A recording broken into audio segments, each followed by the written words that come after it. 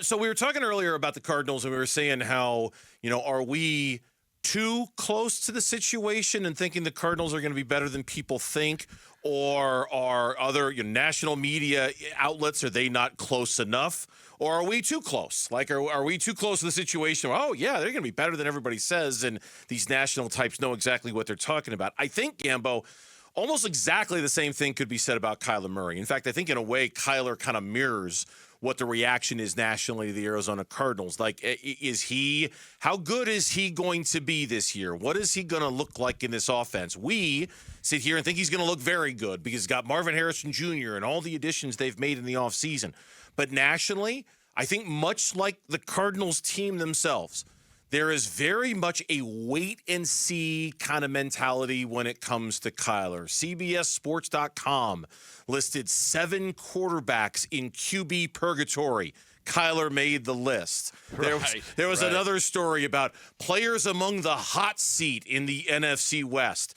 Kyler Murray made the list, right? There's a couple of stories that are kind of keeping Kyler Murray and their judgment of Kyler Murray at arm's length. They're not fully saying he's the guy for the Cardinals or not. Well, I think that's kind of what we're saying, too. We're kind of like, we're just not 100% sure if he's the guy or not. Like, we want to see more. I think what he did last year is he earned himself an opportunity to come back this year and be the quarterback. And I think everything he's doing is the right thing. And that's great. But, wins matter and your production matters. And I expect Kyler's going to have a really good year this year because I think the Amani Fort surrounded him with good coaching and with good players and a good offensive line and better receivers and, more depth at tight end and running back. So I think that this should be a really good breakout year for this. I kind of think this could be the first year we're like, wow, that's our guy.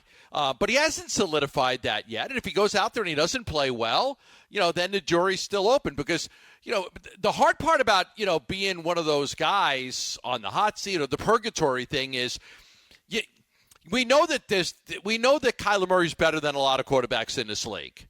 We do. We know he's better than a lot of them. And, if you want to roll the dice and change out the hand that you've been dealt, there's a chance you could have a better hand. There's a chance you could have a worse hand. And that's always the scary part with those middle-tier quarterbacks. As I've always said, you have great quarterbacks, you have good quarterbacks, and you have quarterbacks that suck. And if you're kind of in that good category, can you win with that guy? Some of those guys you can, and some you can't. And I think you got to make up your mind as to whether you want to move on from a guy like that. And it's a hard thing to do because you got a guy that's just a tease. He's just good enough, but you're not really sure if you can win a championship with the guy. Yeah, he's just good enough that you can do worse than him, but you're not convinced you can do better, right? Like, and so you're can we do better than him? Can we do worse? Yes, you can do better than him. Yes, you can do worse than him. So you better be sure. You better be sure you have a read on who he is as a quarterback because there's a chance that you're going to do worse than the guy that you just had, and that's this quarterback purgatory story. Kyler, I hate to say it, Kyler belongs on this list. Dak Prescott, Deshaun Watson, Daniel Jones, Baker Mayfield, Derek Carr, Geno Smith, and Kyler. Now, outside of Geno, who I'm not a big fan of, outside of Geno, I think that's a list that Kyler Murray, that sounds about right. Do me a favor. Take Kyler out. Let's go 1-for-1 quarterbacks. Tell me if you think the guy's going to win a Super Bowl in his career or not. Dak Prescott. No. I don't think so either. Deshaun Watson. No. Daniel Jones. No. Yeah, no. Baker Mayfield. No. No. Derek Carr. Absolutely no. No. Geno Smith. Okay, take him out. No. Kyler Murray. And so. Yeah, like, I don't know about Kyler yet, but those other guys, I feel comfortable saying I don't think any of those guys will win a Super Bowl. Not when you've got Josh Allen and you've got Lamar Jackson and you've got Joe Burrows and you got Mahomes and you got Justin Herbert, and you know what I'm saying? I know those are the quarterbacks I think can win. I know what you're saying. Okay, this is going to sound like I'm making excuses for Kyler, and I don't want it to sound like that, but I know how it's going to come out. I also feel like with a lot of these quarterbacks, they've had multiple attempts with multiple different coaches, and so we've got a better read on how they respond to different people who are coaching them. Dak's had multiple coaches. Watson's had multiple coaches. Daniel Jones has had multiple coaches. Baker Mayfield's had multiple coaches. Kyler's had two. And so I feel Do I think he's going to win a Super Bowl? I don't know. I have no idea. But it seems a little harder to pass judgment on him when talking about a list like this when he's only on head coach number 2, and I want to see if there's a coach who's better at bringing out the best in Kyler. Does that make? And I feel like most of the other guys on this list have kind of had their chance at that, have had a chance to have multiple coaches to try to bring out the best in them, and none of them have. I don't know if Kyler's had that opportunity. So I'm a little hesitant to say for sure, nope, he can't win a Super Bowl. Forget it. He's out. He can't.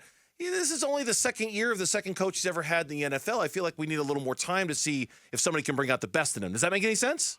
Yeah, it does. It makes a lot of sense. I think about the Cowboys, and before they had Dak, they had Tony Romo. Tony Romo was there for 10 years.